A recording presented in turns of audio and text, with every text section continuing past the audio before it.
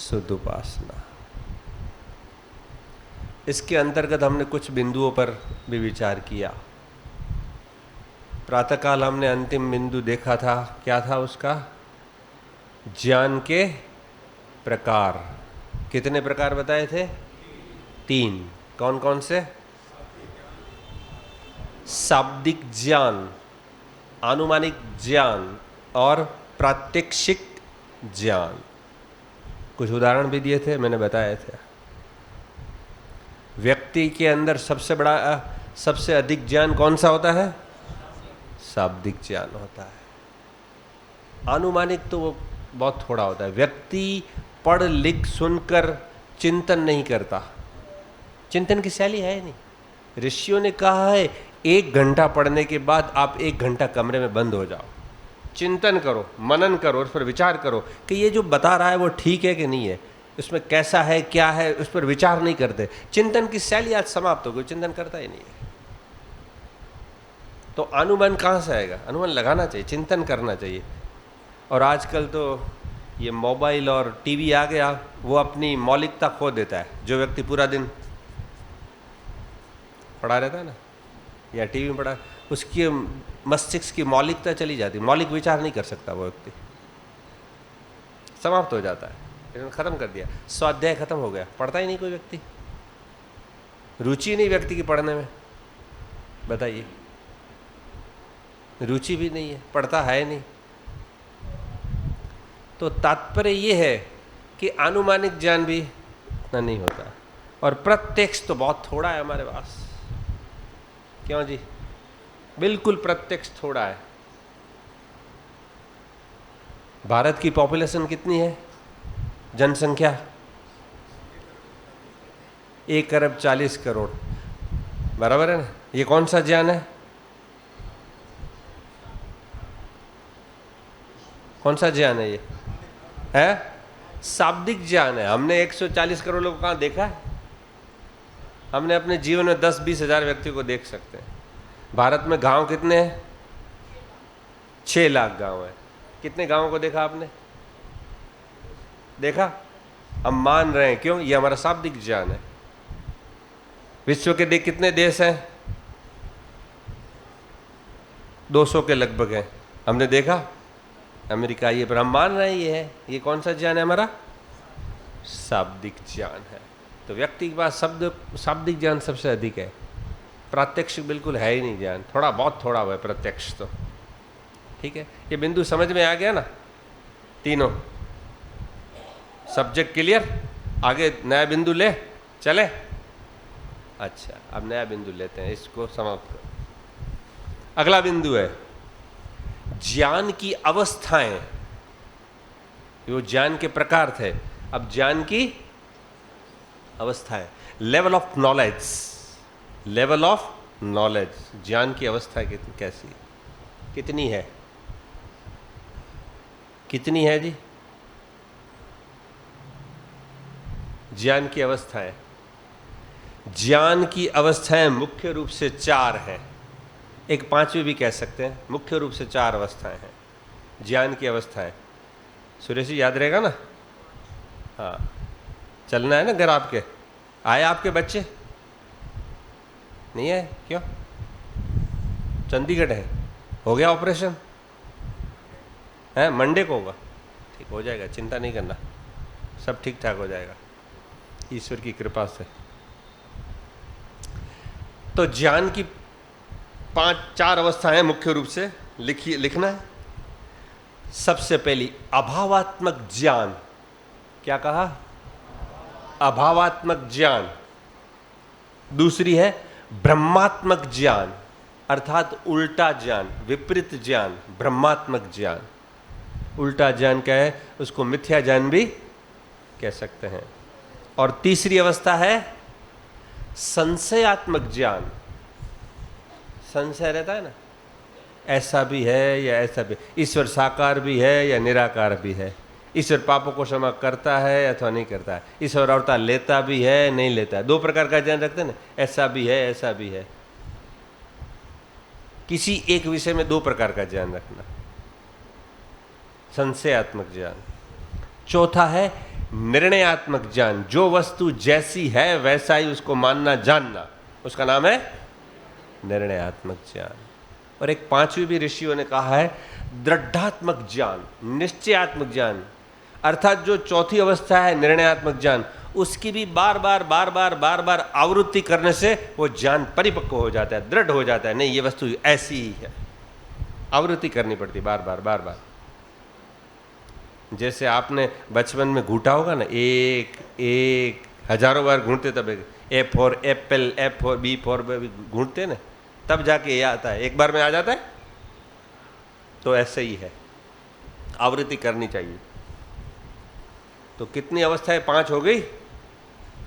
पहली अवस्था है अभावात्मक ज्ञान, दूसरी है ब्रह्मात्मक ज्ञान, तीसरा है संशयात्मक ज्ञान, चौथा है निर्णयात्मक ज्ञान और पांचवा है दृढ़ात्मक अर्थात निश्चयात्मक ज्ञान। अब उसकी परिभाषा, डेफिनेशन ऑफ नॉलेज। अभावात्मक ज्ञान, उसकी परिभाषा, किसी वस्तु के विद्यमान होते हुए भी उस वस्तु का बोध न होना। पकड़ना, इसकी परिभाषा है अभावात्मक। किसी वस्तु के विद्यमान होते हुए भी उसका बोध न होना, उसको कहते हैं अभावात्मक ज्ञान। समझ में तो आ रहा है ना? नहीं आए तो मेरे को बताना, कठिन तो नहीं लग रहा ना? अभी आगे रोचक आएगा। दूसरी है ब्रह्मात्मक ज्ञान, किसी वस्तु को हम जानते हैं पर वो जैसी है, अर्थात उस वस्तु के जैसे गुण कर्म स्वभाव है उससे विपरीत जानना, उल्टा जानना, जो वस्तु जैसी है उससे उल्टा जानना, वो है ब्रह्मात्मक ज्ञान। और तीसरी है संशयात्मक ज्ञान, किसी एक विषय में 2 प्रकार का ज्ञान रखना, ऐसा भी है या ऐसा भी है। ईश्वर पापों को क्षमा करता है अथवा नहीं करता है, ईश्वर अवतार लेता है या नहीं लेता है, ईश्वर साकार है या निराकार, साकार भी है निराकार भी, मतलब किसी एक विषय वस्तु में 2 प्रकार का ज्ञान रखना, ये संशयात्मक ज्ञान। और निर्णयात्मक ज्ञान क्या है? जो वस्तु जैसी है वैसा उसको जानना, मानना और उसका प्रयोग करना। आ गया समझ में? कल पूछूंगा तो बताएंगे? आएंगे ही नहीं कल, फिर आप बोलेंगे कौन, नहीं पूछूंगा।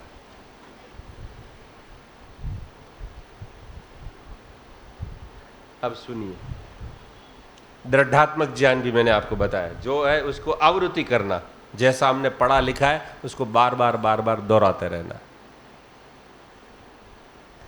अब मैं आपको उदाहरण, व्यक्ति यदि ज्ञान को परिपक्व नहीं करता, दृढ़ात्मक नहीं करता, निश्चयात्मक नहीं करता, तो हर समय उसके ज्ञान का स्तर बदलता रहता है।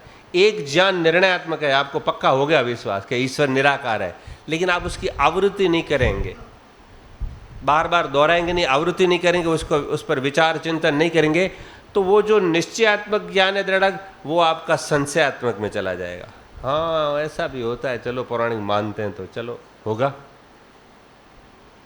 ढीले हो जाते हैं, हाँ ठीक है ऐसा होगा, ये लोग भी मानते हैं तो कोई, फिर निश्चयात्मक से धीरे धीरे ब्रह्मात्मक में आ जाए, उल्टा भी हो जाएगा। और यदि उसको परिपक्व नहीं किया तो लास्ट में अभावात्मक में नास्तिक भी बन जाएंगे। इसलिए ऋषियों ने कहा बार बार पढ़, तो वेद का पढ़ना सुनना सुनाना, बार बार आवृत्ति करनी चाहिए।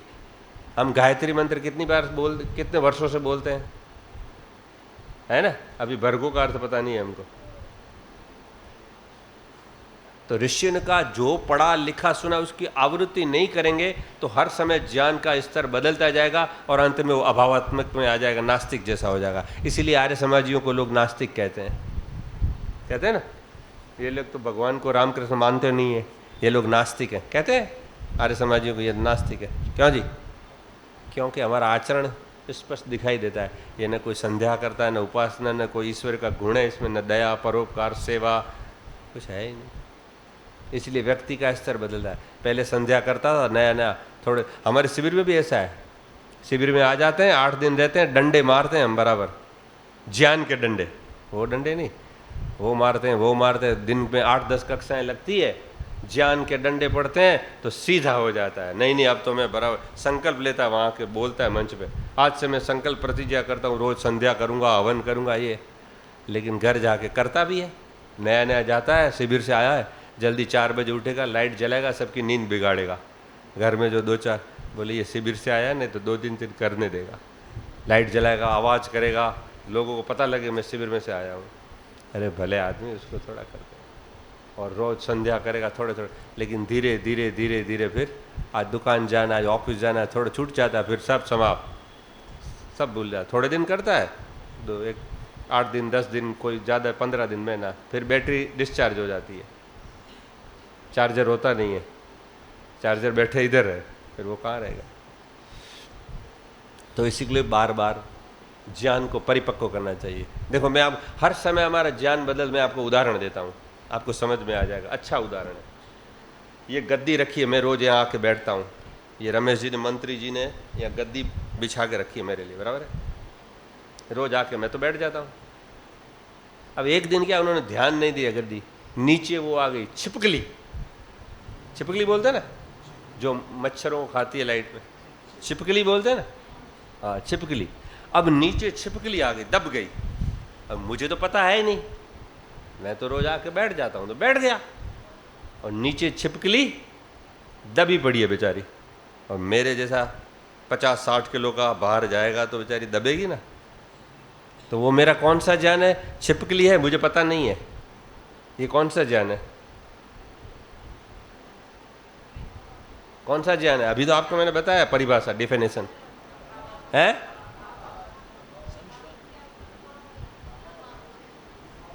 अब कोई संशयात्मक बता रहे, कोई अभावात्मक ज्ञान है। किसी वस्तु के विद्यमान होते हुए भी उस वस्तु का ज्ञान न होना। मुझे पता है नहीं, वस्तु है मुझे पता नहीं, और छिपकली नीचे बैठी है, तो कौन सा ज्ञान है? अभावात्मक। फिर वो दबती है, बोले 60 किलो वाला वजन आएगा, दबेती तो सही ना, तो थोड़ी चुभती है मेरे को, वो प्रयास करती है ना वो भी जान बचाने की, तो मुझे चुभता है, कुछ लगता है। तो मैं क्या सोचता हूँ, ये पता नहीं मंत्री जी ने क्या कर दिया, नीचे देखा नहीं, पत्थर कंकर पता नहीं क्या दब गया, कुछ वस्तु आ गई है। मैं क्या समझता हूँ, नीचे कोई पत्थर है, कंकर है, या पता नहीं क्या है। तो ये मेरा कौन सा ज्ञान है? अरे ब्रह्मात्मक, उल्टा ज्ञान, उल्टा ज्ञान। जो वस्तु जैसी है उससे उल्टा मानना है छिपकली, और मैं क्या मान रहा हूं? पत्थर और कंकर मान रहा हूं। ये तो पत्थर है, पता नहीं नीचे कंकर दब गया है, मंत्री जी देखते नहीं, साफ सफाई कराते नहीं, ये पता नहीं क्या दब गया, चुभता है मेरे को। फिर क्या है, छिपकली तो छिपकली है, वो दबती है तो फिर थोड़ी चलती अंदर, कोशिश करती है, तो मुझे गुदगुदी होती है ना, तो कभी चुभता है, कभी गुदगुदी होती है। तो मैं क्या करता हूँ, पता नहीं नीचे क्या है, कोई कीड़ा है, छिपकली है, या कंकर है, या पत्थर है। ये मेरा कौन सा ज्ञान है? संशयात्मक। किसी एक वस्तु के विषय में 2 प्रकार का ज्ञान। हर समय मेरे ज्ञान की स्थिति बदल रही है। पहले अभावात्मक ज्ञान था, मुझे पता नहीं था, फिर मुझे चुभने लगा तो मैं समझ रहा हूं पत्थर और कंकर है, और फिर थोड़ी गुदगुदी होती है तो मैं समझता हूं नीचे छिपकली है या पत्थर है, पता नहीं क्या है। तो ये कौन सा? संशयात्मक हो गया। फिर मेरे से रहा नहीं जाता, बोला ये तो चुभता है, कभी गुदगुदी होती है, प्रवचन करने में, तो मैं गद्दी उठाता हूँ, अरे ये तो छिपकली है। तो कौन सा ज्ञान हो गया? निर्णयात्मक। जो वस्तु जैसी थी पता लग गई। हर समय ज्ञान का स्तर बदलता रहा कि नहीं बदलता रहा? जब तक निर्णयात्मक में नहीं आया तब तक हर समय ज्ञान का स्तर अभावात्मक, अभावात्मक से ब्रह्मात्मक, ब्रह्मात्मक संशयात्मक, संशयात्मक फिर निर्णयात्मक आया ना। ऐसे ही हमारे ज्ञान का स्तर हर समय बदलता रहता है, बदलता रहता है। ये ज्ञान की अवस्थाएं, लेवल ऑफ नॉलेज। आई बात पकड़ में? सिद्धांत समझ में आ गया ना? ये इससे सरल सिद्धांत नहीं मिलेगा आपको, इतना सरल के लिए बताया। क्यों जी? सबसे सरल सिद्धांत है। तो ज्ञान की अवस्था हर समय व्यक्ति का ज्ञान का स्तर बदलता रहता है, यदि परिपक्व दृढ़ नहीं करेंगे तो। ये मैंने आपको लौकिक उदाहरण बताया, ये लौकिक विषय में। आध्यात्मिक क्षेत्र में भी ऐसा ही है। आज विश्व के लगभग 60 से 70 देश ऐसे हैं जिसमें करोड़ों व्यक्ति, अरबों व्यक्ति परमपिता परमात्मा को नहीं मानते, ईश्वर को नहीं मानते। नास्तिक देश, कम्युनिस्ट, लेनिनवादी, मार्क्सवादी, आकाश की तरह व्यापक, वायु की तरह निराकार, सारे ब्रह्मांड को रचने वाला, हम सबका पालक पोषक परमपिता परमात्मा को करोड़ों, इस धरती के अंदर करोड़ों व्यक्ति नहीं मानते, करोड़ों व्यक्ति। 60 से ऊपर देश हैं कम्युनिस्ट ज़्यादा, वो ईश्वर को नहीं मानते। वो कहते हैं ईश्वर विश्व नाम की कोई चीज़ है ही नहीं। क्या कहते हैं? There is no existence of any supreme lord who create in this universe and control. ऐसी कोई सत्ता, ऐसी कोई शक्ति नहीं है जो इस सारे संसार को चलाती है। ये सब अपने आप ऑटोमेटिक चल रहा है। बताइए, nothing is automatic in this universe. यहां कुछ चीज ऑटोमेटिक नहीं है, सब बनाई गई और सबको चलाया जा रहा है और चल रही है। ये उन लोगों का क्या ज्ञान है? कौन सा ज्ञान है ईश्वर के विषय में? अभावात्मक ज्ञान है। ये हमारे लिए नारा लगाते हैं ना, किरणवंतो विश्वमार्यम। अरे आपके किरणवंतो क्या, किरणवंतो करनाल आर्यम कर दो तो भी बहुत है। अरे किरणवंतो दयालपुरम कर दो तो भी बहुत है, धन्य है आपको। क्यों भोपाल जी? किरणवंतो विश्वमार्यम लक्ष्य तो ठीक है, बढ़िया है। किरणवंतो करनाल आर्यम कर दो, किरणवंतो दयालपुरा आर्यम कर दो तो भी बहुत हो जाएगा। विश्व के हमारे सामने चैलेंज है। और आज नास्तिकता बढ़ रही है। आप कॉलेज यूनिवर्सिटीज में जाएं, आज नास्तिकता एक फैशन बन गया है। ईश्वर को न मानना एक फैशन बन गया है। ईश्वर को नहीं मानते। बताइए कितनी विटंबना है। ये लोग क्या कहते हैं? इट ड्रिंक बी मेरी, खाओ पियो करो आनंद, भाड़ में जाए परमानंद। ये नास्तिकों का नारा है। इट ड्रिंक बी मेरी, खाओ पियो करो आनंद, भाड़ में जाए परमानंद। ये कोई ईश्वर नाम की कोई सत्ता नहीं है, बस ऐसे ही खाओ पियो, ये जीवन अब मिला है, अपने आप सब बनता रहता है। बताइए, ये उन लोगों का अभावात्मक ज्ञान है कि नहीं? ये हमारे लिए चैलेंज है। किरणवंतो विश्वमार्यम, बहुत बड़ी चैलेंज है। हम तो यहाँ भी नहीं पहुँच पाए। अब तो किरणवंतो विश्वमार्यम क्या करेंगे? उसके वो भी हो सकता है। घर से निकलना पड़ेगा, तपस्या करनी पड़ेगी, बलिदान देना पड़ेगा, जान हथेली में लेके चलना पड़ेगा, तब होता है। स्वामी दयानंद लेके निकले थे ना, एक अकेला लाखों में वार कर निकले, सूर्य निकले थे। और उसके 50 साल बाद भी देखो कई लोगों ने, स्वामी श्रद्धानंद, महात्मा हंसराज, गुरुदत्त विद्यार्थी, क्या जीवन था। लेखराम, पंडित लेखराम जी क्या किया देखो। हम तो डूबके से बैठे हैं बस। मेरा घर, मेरी पत्नी, मेरे बच्चे, मेरी कार, मेरी एस्टेट, मेरा बंगला, मेरा मेरा, दुनिया समझ जाए भाड़ में। किरणवंतो विश्वमार्यम नहीं होगा। जवानियां चाहिए महानुभाव, जवानियां चाहिए, बलिदान चाहिए, त्याग चाहिए, तपस्या चाहिए। ये देखो ब्रह्मा कुमारी वाले नौजवान बहनें सफ़ेद साड़ी पहन के निकल पड़ती, घर घर घर घर जाती है। आज डंडा हमसे बाद में हुआ, आज कितने फैल गया। और बड़े बड़े राष्ट्रपति को बुलाती है, इनको बुलाती, क्या करता है। हम डूब के से आपसी झगड़े में ही हमारा निपटारा नहीं हो रहा है। वो उसकी पकड़ रहा है, उसकी टांग खींच रहा है, वो उसकी टांग खींच रहा है। बड़ा कल तो बहन जी ने मुझे बताया मैं तो रात को उनके, परसों रात को भोजन था, बोले हवन के बाद झगड़ा नहीं करे तो वो सच्चा आर्य समाजी नहीं है। उन्होंने और वेद मित्र जी ने बताया कि हम बच्चों को ले जाते थे, हवन के बाद झगड़ा नहीं हो तो वो सच्चा आर्य समाजी नहीं है। ये इन्होंने परिभाषा बताई, इन्होंने वेद मित्र जी ने। बोले ऐसा ही हमारे बच्चे फिर आना ही बन गए। बोले ऐसा। बताइए, जवानियां ही चाहिए, तपस्या चाहिए, बलिदान चाहिए, समर्पित की भावना चाहिए, लेट गो की भावना चाहिए। इसने ऐसा किया नहीं, हम तो ऐसा बिच्छू जैसा स्वभाव बना लिया हमने। बिच्छू होता है ना, वो छोड़ता नहीं, डंक से मारता ही है, छोड़ता नहीं। अरे भाई किसी ने कुछ कह दिया, बोल दिया, उसको जब तक वो 5 की 25 नहीं सुनाएगा तब तक उसके शांति नहीं आएगी उसके मन में। हाँ तो सुनाएगा ऐसा किया। अरे भाई हम सही है, वो तो पता है, ईश्वर भी सही है। फिर दुनिया में सबसे ज्यादा इंसल्ट किसका होता है पता है आपको? ईश्वर का होता है। हम मानते नहीं उसकी बातों को। ईश्वर का सबसे, वो तो बेचारा शांत बैठा है, कुछ नहीं बोलता। होता है कि नहीं होता है इनसे? तो ये कौन सा ज्ञान है? अभावात्मक। और दूसरा ज्ञान कौन सा है? ब्रह्मात्मक ज्ञान। दुनिया में सबसे ज्यादा, मुझे कोई पूछे इस पृथ्वी पर सबसे ज्यादा अज्ञान, मिथ्या ज्ञान, उल्टा ज्ञान, तो बड़ी दुख की घटना है कि सबसे ज्यादा मिथ्या ज्ञान ईश्वर के विषय में। जो हम सबका पालक, पोषक, रक्षक, सर्व अंतर्यामी, अजर, अमर, अभय, नित्य, इतना महान परमेश्वर है, उसके विषय में ही सबसे ज्यादा मिथ्या ज्ञान आया धरती पर। बताइए, और सारी बातों में हम एक हैं, लेकिन ईश्वर का विषय आएगा सब अलग अलग हो जाएंगे। मेरा ईश्वर अलग है, उसका ईश्वर अलग, उसका ईश्वर अलग, उसका।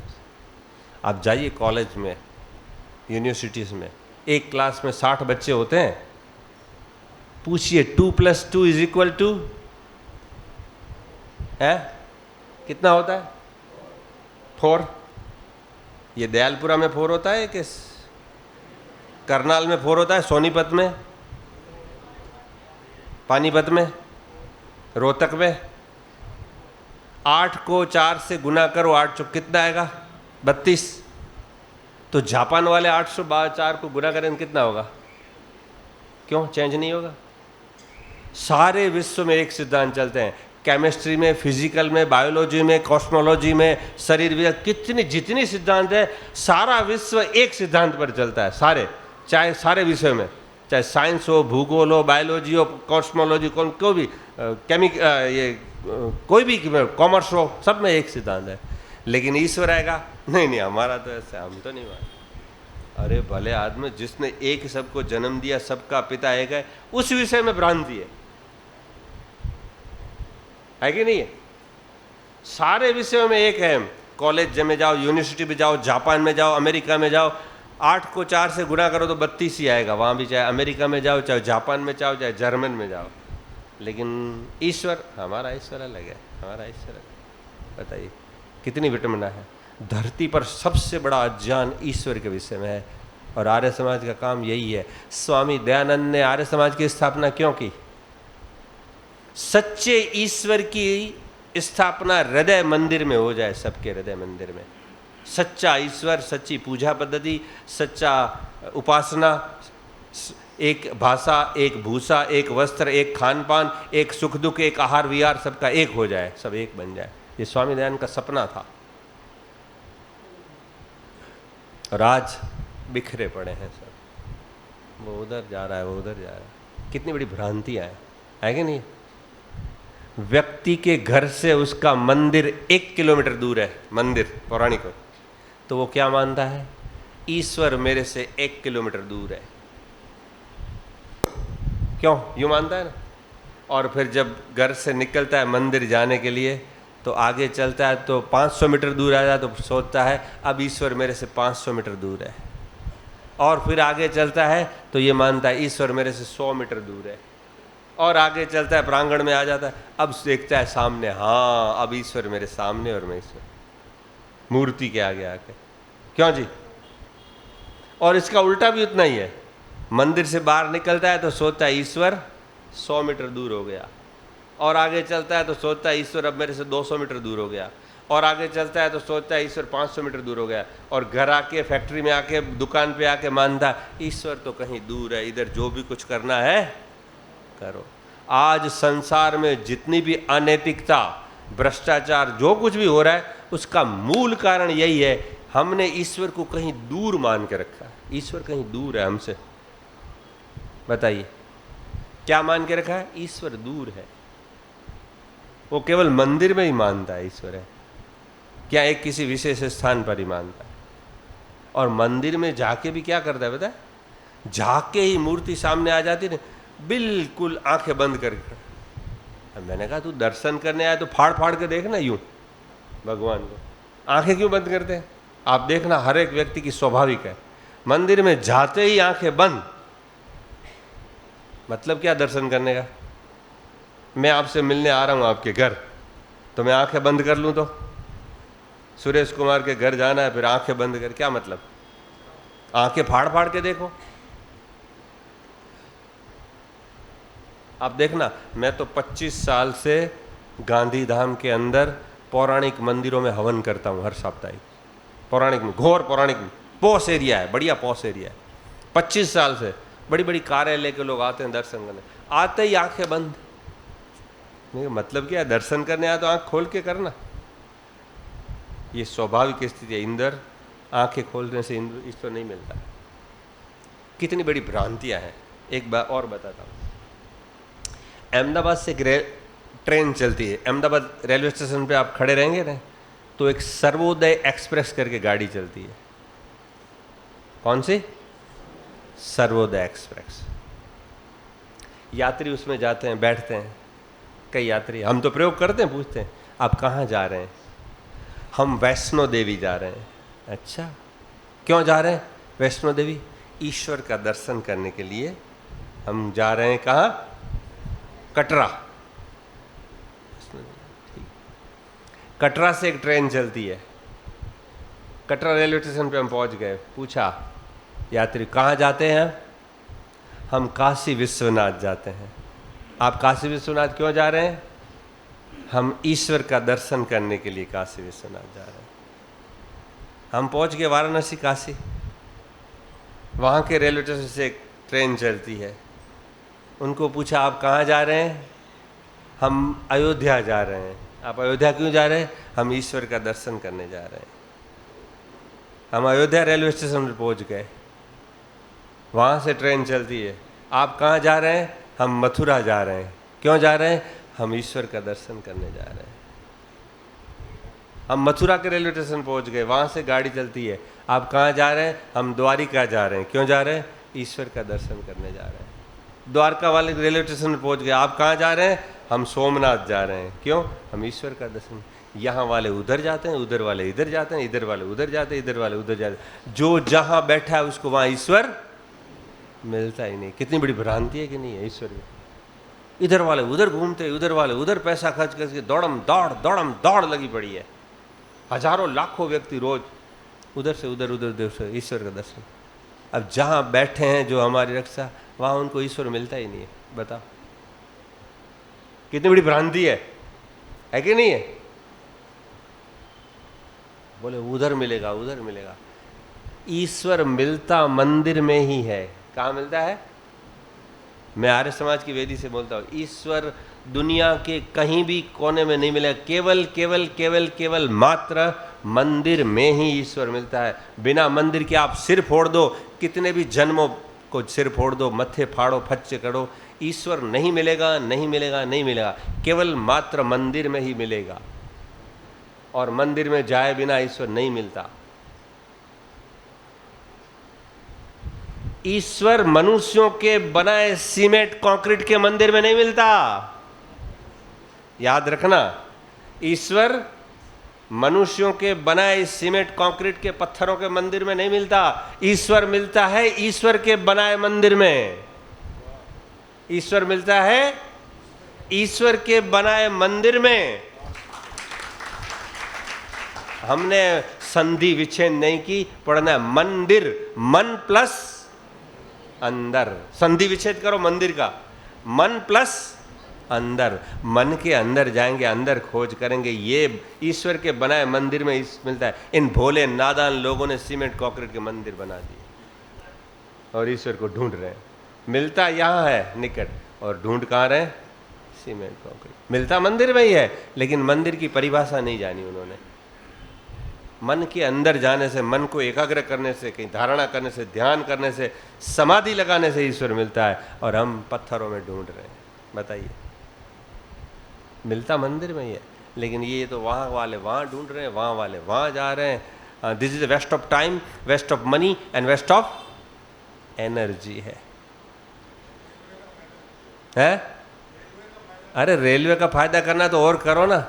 अविद्या अंधकार, बेचारे स्वामी दयानंद को जहर खाना पड़ा रेलवे के फायदे के लिए थोड़ी है। रेलवे इसके लिए चलाती। वो तो यात्रियों की सुविधा के लिए है, कोई पाखंड के लिए थोड़ी रेलवे है। क्यों जी? ये तो पाखंड है, अविद्या है। क्यों भोपाल जी? रेलवे के तो कमाना बहुत सारी चीजें हैं। तो कितनी बड़ी अविद्या फैली, ब्रह्मात्मक ज्ञान कितना है बताइए मुझे। और आरती करते हैं ना मंदिर में, देखा होगा, तुम हो एक अगोचर सबके प्राणपति। बोलते हैं नहीं बोलते? हाँ तो बोलो, क्या बोलते हैं?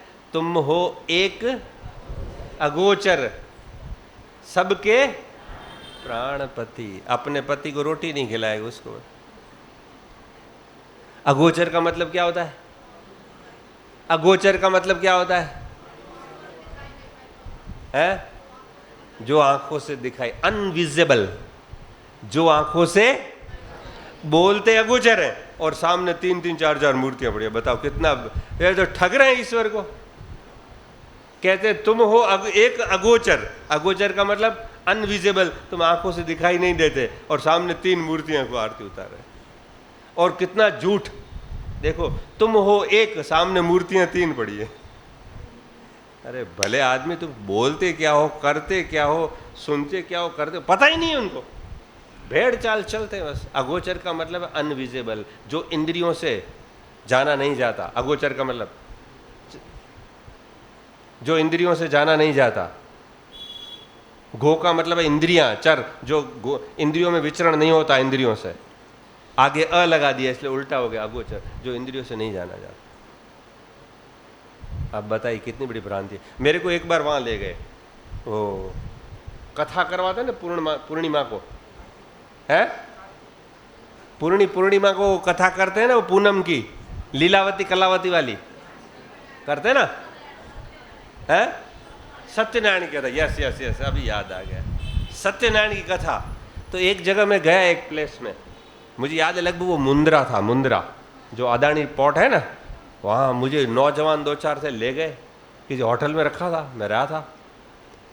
फिर वो अलग, वो तो क्या बड़े नौजवान थे, उछल, उनको तो बड़ा अच्छा मजा आता था प्रचार कराने। कोई नई जगह भले भिड़न हो, कुछ हो आचार्य।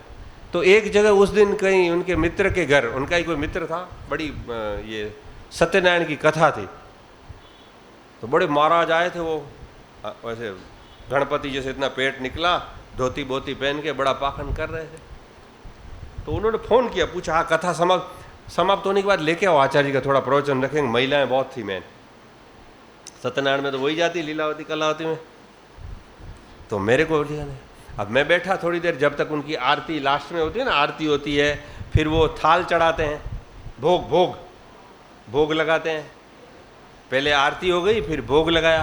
अब भोग में वो लगाए मुरमुरे होते हैं ना चावल के, और शक्कर के, ऐसी शक्कर के दाने ऐसे भोग लाए। और भोग में फिर बोलते हैं ना, आओ आओ खाओ, जल्दी जल्दी आओ मेरे परम पिता, हलवा पूरी शीर खाओ, ये खाओ, काजू बादाम पिस्ता खाओ। और रखे मुरमुरे हैं, सिंगदाने, वो मूंगफली के दाने रखे हैं वहाँ, और मुरमुरे रखे हैं। और बोलते तो क्या, हलवा खाओ, पूरी खाओ, काजू, आओ मेरे परम पिता परमात्मा, पता नहीं क्या क्या उनके वो भोग के जो बोलने का होता है ना, और बड़ा लंबा चौड़ा बोल रहे। और मेरे को बिठा दिया, मैं सुन रहा था। मैंने कहा ये तो बड़े कहीं बड़ी ठीक जगह पे मुझे फंसाया इन्होंने। हाँ 56 भोग। अरे भाई जो बोला है वो तो, आप मेरे सामने थाली रखो, मैं आपके घर भोजन करने आया, लो आचार्य जी खीर लो, ये तो सामने खीर ही होगी ना, ये चावल लो आचार्य जी, रोटी लो।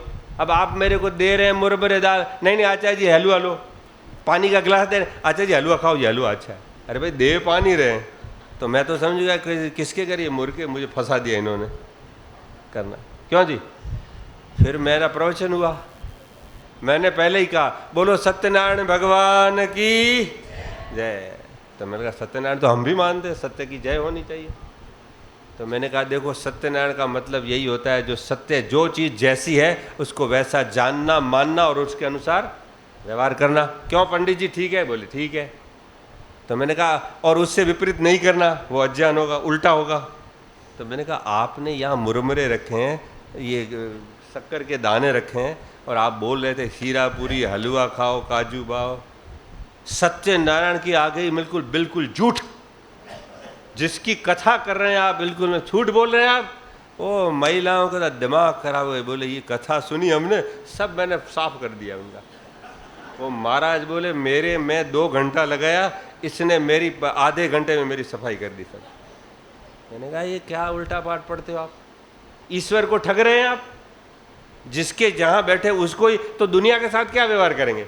जिसको आप ईश्वर मान रहे हैं उनको जो खिला रहे हैं बोलो ना, भाई मैं आपको मुरमुरा खिला रहा हूँ, ये खिला रहा हूँ। आप झूठ क्यों बोल रहे हैं, ये काजू बादाम हलवा है न, ये खाओ न वो खाओ। मैं झूठ नारायण कर रहे हैं आप, तो डंडे मारेगा। मैंने कहा ईश्वर देखना बराबर के डंडे मारेगा आपको। मैंने झूठ करते हो। अब बताओ ऐसी ऐसी में ये माताएं बहनें भी बस तालियां बजाती रहती है, पता कुछ चलता नहीं है।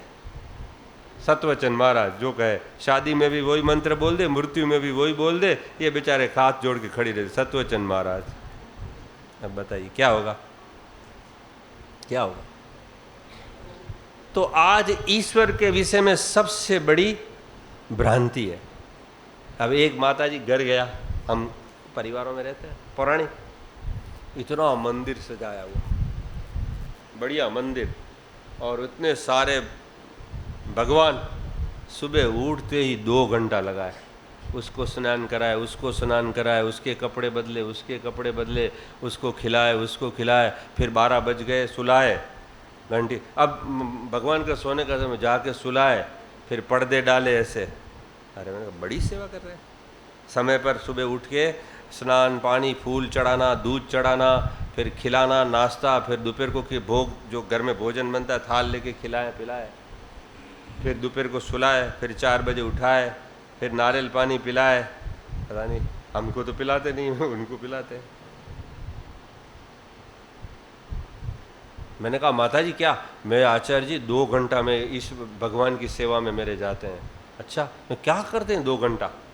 बोले ये देखो सुबह उठते ही इनके कपड़े बदलना, नहलाना, धुलाना, खिलाना पिलाना, 3 टाइम तो भोग लगाना।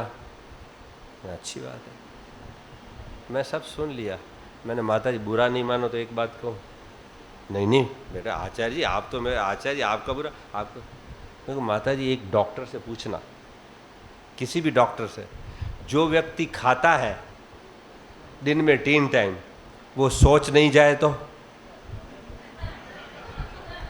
मेरे को ईश्वर के लिए शौचालय नहीं बनाया आपने, वॉशरूम तो है ही नहीं है। रोज खाता है, आप 30 वर्ष से इसकी पूजा करें, खिला रहे पिलाए, शौचालय तो बनाया नहीं। खाएगा तो सोच में नहीं जाएगा आपका भगवान। खाता है, पीता है, सोता है, उठता है, स्नान करता है, सोच नहीं जाता। मैंने कहा क्यों माता ये पाखंड है सब। मैंने तो बोल दिया क्यों जी, खाएगा वो जाएगा नहीं सोच। ये बुद्धि को ताला लगा दिया लोगों ने। क्या बुद्धि को ताला लगा दिया। ईश्वर की भक्ति क्या है लोगों को पता नहीं है। मैं आपसे पूछता हूँ ईश्वर की भक्ति का क्या। एक व्यक्ति का मुझे ईश्वर की सच्ची भक्ति करनी है तो क्या करना पड़ेगा, आज से संकल्प लेगा, चलो बताओ आप। एक व्यक्ति ने संकल्प लिया मैं सच्चे हृदय से सच्चे भावना से ईश्वर की भक्ति करनी है तो क्या करेगा बताइए। है यस, स्वामी दयानंद ने या आत्मदा बलदा यस्य विश्व उपासते मंत्र का अर्थ पढ़ लेना। आपकी आज्ञाओं का पालन करना ही प्रभु आपकी भक्ति है, इससे बड़ी कोई भक्ति नहीं है। ईश्वर की आज्ञाओं का पालन करना ही ईश्वर की सच्ची भक्ति है। ईश्वर की आज्ञाओं की तो धज्जियां उड़ा दी, एक भी आज्ञा का पालन नहीं, बाकी ये पाखंड ये करते रहो करते रहो। प्रातः काल से लेकर सायंकाल उठने सोने तक, जब बेड में जाओ, ऋषियों ने कहा प्रत्येक व्यक्ति को आत्मनिरीक्षण करना चाहिए। सोने से पहले 5 मिनट, भाई सुबह से लेकर प्रातःकाल से सायंकाल तक मैंने कौन से ऐसे ऐसे काम कर दिए जो मुझे नहीं करने चाहिए थे, और ऐसे कौन कौन से काम था जो मेरा कर्तव्य दायित्व था मुझे करना चाहिए था मैंने नहीं किया। दोनों प्रकार का चिंतन करना चाहिए, और अगले दिन फिर से ये न हो उसके लिए संकल्पित होना चाहिए, दंड लेना चाहिए, प्रायश्चित करना चाहिए, ग्लानि अनुभव करनी चाहिए, तब व्यक्ति का सुधार होता है। ईश्वर की आज्ञाओं का एक भी पालन नहीं करते और बस भांड की तरह सब ये सब करते रहो, खिलाना। ये छोटे छोटे बच्चे जैसे असमंजस में खेलते नहीं, गुड़िया गुड़ी को पापा मम्मी का खेल खेलते हैं ना, गुड्डा गुड्डी का, ऐसे ही अब ईश्वर से खेल रहे हैं असमंज, छोटे बच्चों की तरह। और नादान तो बच्चे ही तो हैं, विद्या की दृष्टि से बच्चे ही तो हैं, इनको नॉलेज नहीं है वैदिक, ऐसा ही करते हैं। और हम भी देखो ऐसे ही ईश्वर की आज्ञाओं का पालन नहीं कर। दो बेटे किसके हैं? 2 बेटे। अच्छा, और किसके? 2 बेटे। आप, मैं जानता हूं ऐसा किसी कोई नहीं है परिचित मेरे जिनके घर गया हूं, 2 बेटों को जानता हूं। चलो, क्या नाम है? आप बैठ के बताइए। ऋत्विक और शिवांश। कल्पना करते हैं, उदाहरण देता हूं, चलेगा ना? बुरा तो नहीं लगेगा? वो दोनों हैं ही तो नहीं? यहाँ हैं, यहाँ आए हैं। अब कल्पना करो 2 बेटे हैं, ऋत्विक और शिवांश। ऋत्विक क्या करते हैं? नहीं, आपको नहीं पूछ रहा मैं बताता हूं। ऋत्विक क्या करते हैं? बाजार से सोने की थाली लाते हैं। कौन सी? ये रोज मैं आता हूं सराफा बाजार से, मुझे बहुत सोना दिखाई देता है। ये मेरा रास्ता यही है, सराफा बाजार, सोना चांदी वाली है ना, रोज सोना दिखाते हैं मेरे को। सोने की थाली कितने की होगी मंत्री? है लाखों रुपए की। हमको थोड़ी पेमेंट करना है, बोलो ना, हमें थोड़ी पेमेंट करना है, हमें तो खाली उदाहरण देना है। लाखों रुपए की होगी सोने की थाली,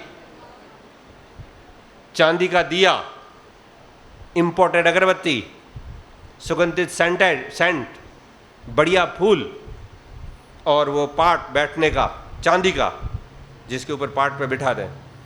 क्या नाम है आपका? आपका प्रिया जी। और आपके पतिदेव का? विवेक जी। तो ऋत्विक क्या करते हैं?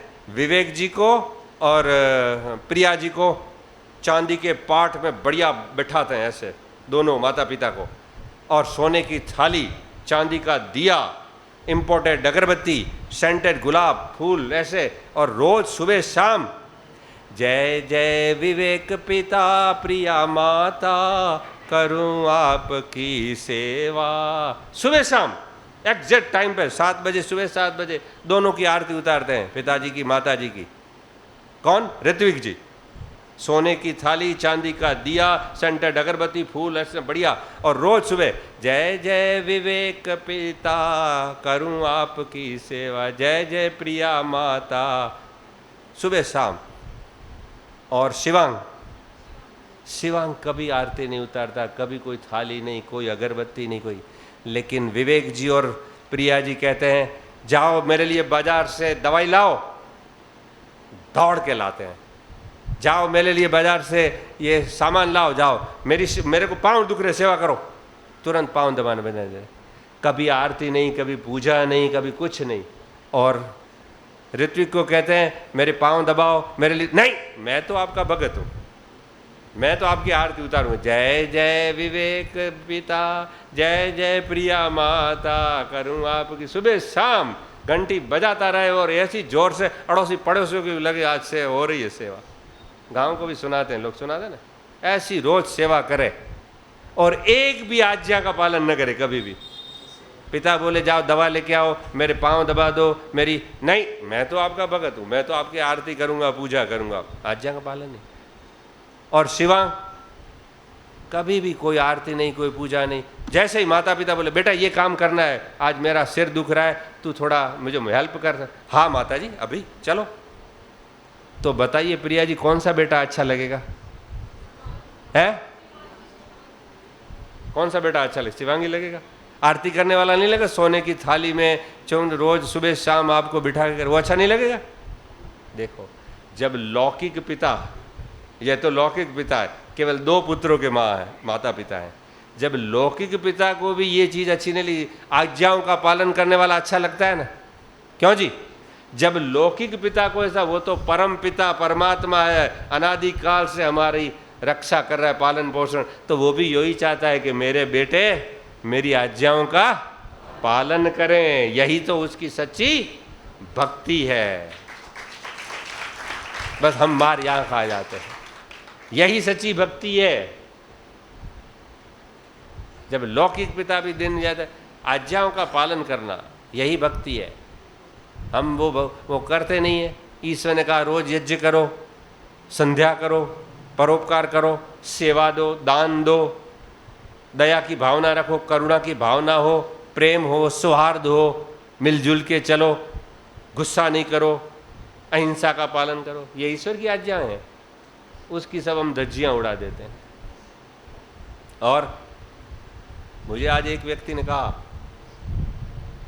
भोपाल सिंह जी विषय में, चले गए उसके बाद में, ये व्यक्ति कभी गुस्सा नहीं करते, बोले कभी गुस्सा नहीं आता, बहुत ठंडे आदमी। धन्य, हम तो नमन करते हैं। मुझे पीछे से बताया आपके जाने के बाद, बोले ये व्यक्ति कभी गुस्सा नहीं करता। धन्य है। ये बता रहे थे प्रताप जी। क्यों प्रताप जी, आपने ही बताया था ना?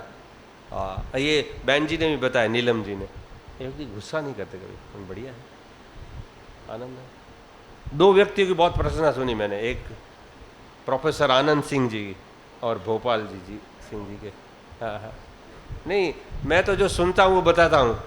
मोल लुपी चुपड़ी बातें मुझे नहीं आती, झूठी प्रशंसा नहीं करता। ये तो महान है, बड़े दयालु हैं। जो मैंने सुनी और मेरे साथ व्यवहार भी में पता लग गया।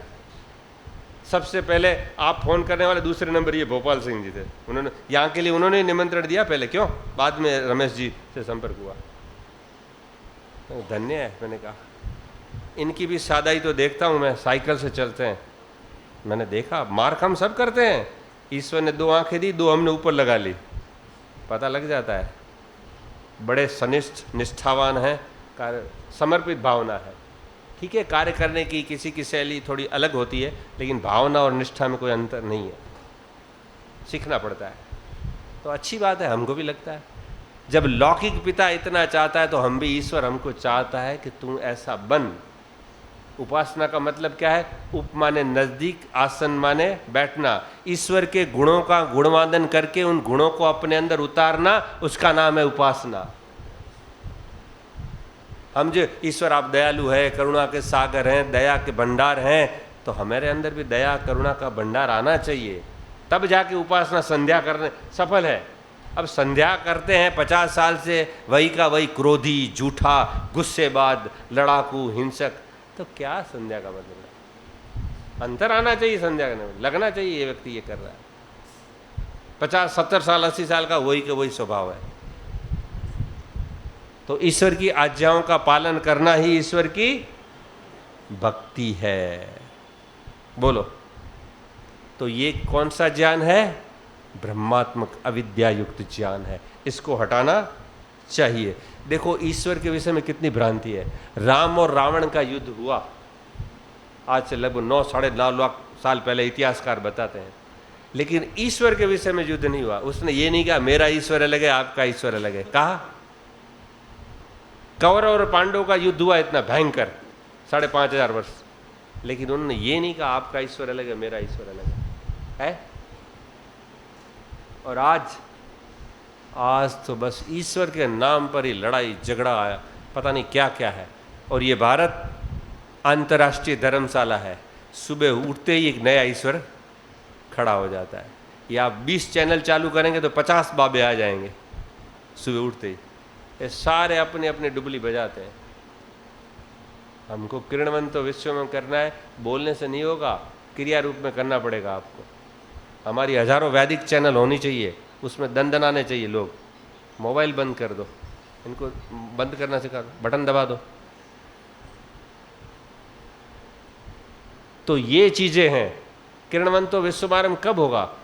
जब हम स्वयं पहले निष्ठावान होंगे, हम स्वयं पंचमहायज्ञों का अनुष्ठान करेंगे, अहिंसा, सत्य, अस्त्य, ब्रह्मचर्य पर चलेंगे, निष्ठावान बनेंगे, तो दूसरों को हम राज कर सकते हैं। बाकी हम केवल प्रवचन करवाते रहें तो उससे कुछ नहीं होगा। क्रिया रूप में। और आज विशेषकर आज की युवा पीढ़ी नास्तिक क्यों बनती जा रही है? हम उनको वैज्ञानिक दृष्टिकोण से समझा नहीं पा रहे ईश्वर के विषय में। बस ईश्वर ऐसा कहता है, स्वामी दयानंद ने ये किया, ले सत्यार्थ प्रकाश पढ़। आप याद रखना, मेरी बात आपको चुभेगी, लेकिन मैं आपको लज्जित करने के लिए नहीं आया हूँ। यथार्थ बातें बताऊँ तो जरूर।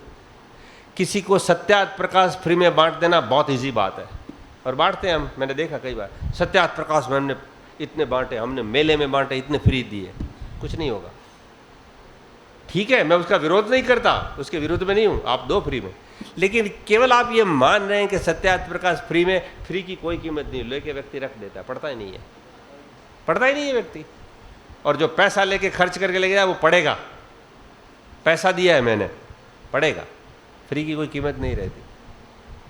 लेकिन एक बात याद रखना, सत्यार्थ प्रकाश फ्री में बांटने से अच्छा है आपके जीवन का एक व्यवहार सत्यार्थ प्रकाश के हो जैसा होगा, तो वो सत्यार्थ प्रकाश बांटने से भी अधिक प्रभावशाली होगा। आपके जीवन का व्यवहार एक, आप जाइए ट्रेन में, हम तो घूमते हैं, ट्रेनों में जाते हैं, फ्लाइट में जाते हैं, हजारों लोगों से मिलना, एक व्यवहार आपका है ना, वो आपके जीवन भर, जिंदगी भर आपको याद करेगा, हाँ ये व्यक्ति मिला था। हम तो किसी की आप ट्रेन में थोड़ी सी हेल्प कर दीजिए, बैग ले लीजिए, लाइए मैं आपका सामान, लाइए मैं आपको हेल्प करता, चलो आप बैठिए, कोई बात नहीं आपको ये, अरे वो व्यक्ति देखो कुछ ना हो जाएगा। थोड़ा सा आप किसको बोली खाओ। अभी मैं आया करनाल, अभी की बात है, मेरे सामने एक पति पत्नी थे, एक बहन जी थी और राखी बांधने लिए पटियाला के पति कहीं जा रही थी, उनका पति भी था, गुप्ता थे, कोई आगरा से ही बैठे मेरे सामने ही थे। अब मेरे को भूख लगी तो मैंने अपने मखाने निकाले, मैंने कहा लो बहन जी खाओ, लो लो, मैं प्रसाद है, प्रसाद लो, ये प्रसाद है, खिलाओ खिलाओ। फिर ये फिर वो, फिर मैं एप्पल निकाले, उनको दिया, उनको दिया। मैंने कहा लाओ आपकी बैग में सेट कर देता हूँ, इधर रख देता हूँ, लाओ मैं कर देता हूँ। थोड़ा सा उनका हेल्प किया, देखो उनको लगा ये व्यक्ति कोई ठीक लग रहा है। हमारा व्यवहार ही सामने वाले को प्रभावित कर सकता है। सत्यार्थ प्रकाश इतना प्रभाव नहीं, वो बाद में करेगा सत्यार्थ प्रकाश, लेकिन पहले आपका व्यवहार ही कुशलता। जैसे आप देखते हैं ना, होटल में बाहर जाते हैं, पहले रिसेप्शनिस्ट में से कैसे रखते हैं ना, अच्छा अच्छे चेहरे वाला, बोलने वाला भी अच्छा होता है, रिसेप्शनिस्ट, आइए, हेलो, गुड मॉर्निंग, वेलकम, तो उसको अच्छा लगता है भाई यहाँ सत्कार होता है, कोई अच्छी भाषा बोलने वाला। हमारा रिसेप्शनिस्ट भी खतरनाक, क्या काम है, क्यों आए हो, सामग्री चाहिए, पढ़िए उधर ले ले, अरे समझ में आएगा, ले ले उधर पढ़िए, क्यों आया कोई पूछता ही नहीं। ऐसे नहीं होता, लगना और साफ सुथरा हो, आगे गार्डन हो, फूल फूल फूल, जबकि गुलदस्ते रखो बढ़िया मस्त पौधे, व्यक्ति को प्रभावित हो जाता है।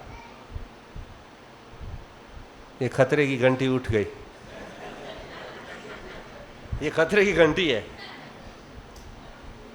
हाँ।